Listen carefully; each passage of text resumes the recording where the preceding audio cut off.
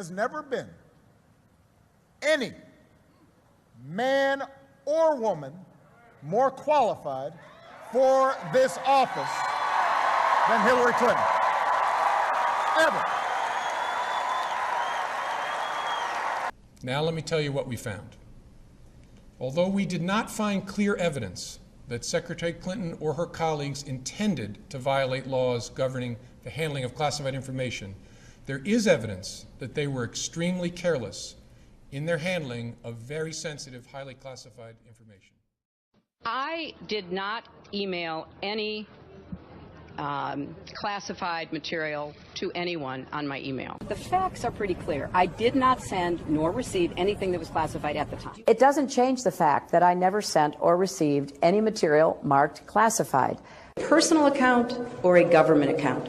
I did not send classified material, and I did not receive any material that was marked or designated classified. From the group of 30,000 emails returned to the State Department in 2014, 110 emails in 52 email chains have been determined by the owning agency to contain classified information at the time they were sent or received. 8 of those chains contained information that was top secret at the time they were sent. 36 of those chains contained secret information at the time, and 8 contained confidential information at the time. That's the lowest level of classification. Separate from those, about 2,000 additional emails were upclassified to make them confidential.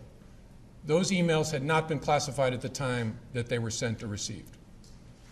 The FBI also discovered several thousand work-related emails that were not among the group of 30,000 emails returned by Secretary Clinton to State in 2014. We found those emails in a variety of ways. Some had been deleted over the years, and we found traces of them on servers or devices that have been connected to the private email domain. Others we found by reviewing the archived government accounts of people who'd been government employees at the same time as Secretary Clinton, including high-ranking officials at other agencies, folks with whom a Secretary of State might normally correspond. There is evidence to support a conclusion that any reasonable person in Secretary Clinton's position or in the position of those with whom she was corresponding about those matters should have known that an unclassified system was no place for that conversation. In addition to this highly sensitive information, we also found information that was properly classified as secret by the U.S. intelligence community at the time it was discussed on email. That is, excluding any later up-classified emails. None of these emails should have been on any kind of unclassified system, but their presence is especially concerning because all of these emails were housed on unclassified personal servers, not even supported by full-time security staff, like those found at agencies and departments of the United States government, or even with a commercial email service like Gmail.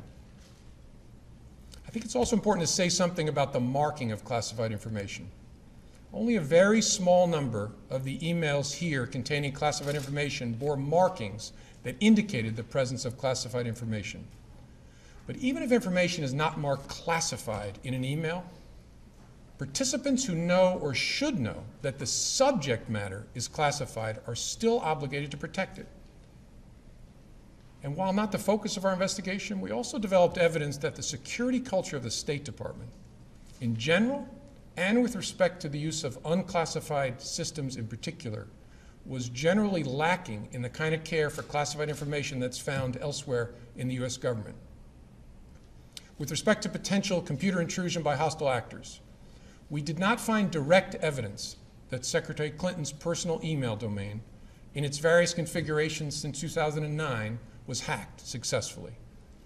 But given the nature of the system and of the actors potentially involved, we assess we would be unlikely to see such direct evidence.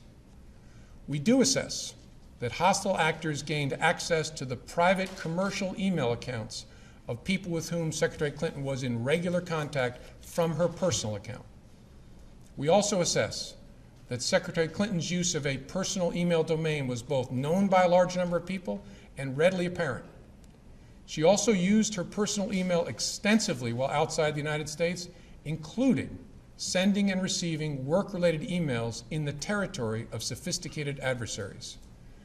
Given that combination of factors, we assess it is possible that hostile actors gained access to Secretary Clinton's personal email account.